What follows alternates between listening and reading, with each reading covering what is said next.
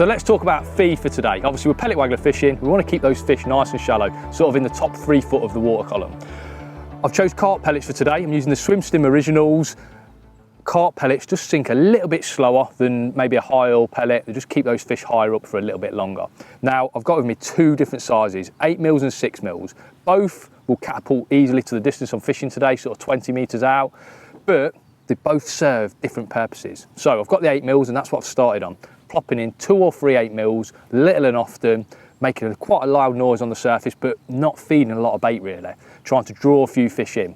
And that is a really good standard way of pellet waggler fishing.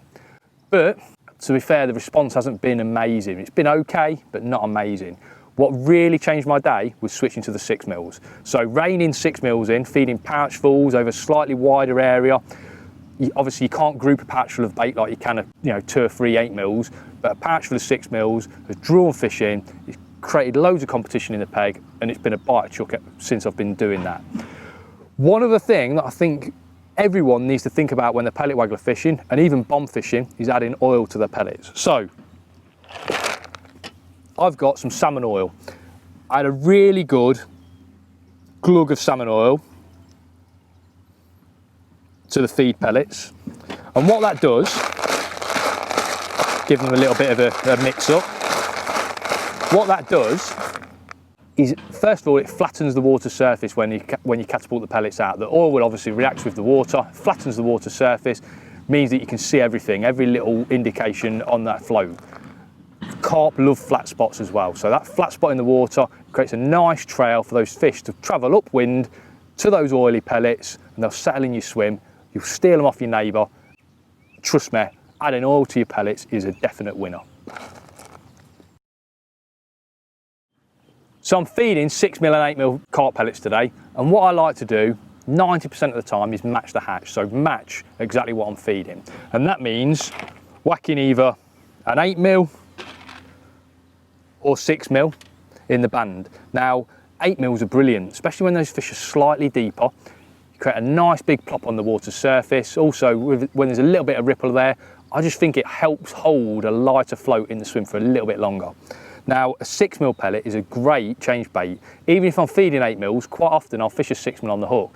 I just think those fish feel less wary about picking up a smaller bait than they do for picking up a bigger bait. So switch to a 6mm, whack a smaller pellet in the bait band is a definite little trick up your sleeve. So let's talk about when those fish are a little bit higher, when they're cruising around, you're almost mugging fish on a waggler. A bright bait that really, really slowly sinks, that's the way to go. So what I've got, these are my standard mugging bait, a little washter. Usually used on a method feeder, obviously semi-buoyant, so they slowly sink through the water column. You can almost spot them in clear water, probably a foot down because they're quite bright, and you can almost see a fish take the bait. They're a brilliant hook bait. I like to just use a little bare net, push a bare net into them, chuck it out, they'll stay on all day. Brilliant for chucking at fish that you can see or when fish are really high up in the water column. Pellet waggler fishing for me is all about being busy, and that means reeling in, casting, striking, feeding, hopefully playing fish constantly throughout the day. You've got to be busy to make this method work. So what I like to do is follow almost like a bit of a set routine. So feed a bit of bait, cast on top of it straight away, feed again, twitch the float, reel in, feed. It's all about keeping a column of bait, a column of almost some noise, some constant noise in the swim as well, because that noise is going to attract fish into the swim. So let's talk about how I like to start the session. I don't want to feed a mountain of bait in one go, because all that's going to do is pull fish down to the bottom, and I want to catch them near the water surface. So 2 or 3 pellets fed constantly, a nice plop on the water surface is going to pull fish into the area, and also it's not going to overfeed the peg, so fish can pick out your hook bait a lot easier. If that doesn't work, that's when it's time to start reining some bait in, just to try and pull fish in from a wider area. Maybe add a bit of pellet oil, just do something to attack the swim. Now, talking about feeding, you need to be feeding at the minimum every 30 seconds. I even like to feed while I'm playing a fish, and I think that's really crucial.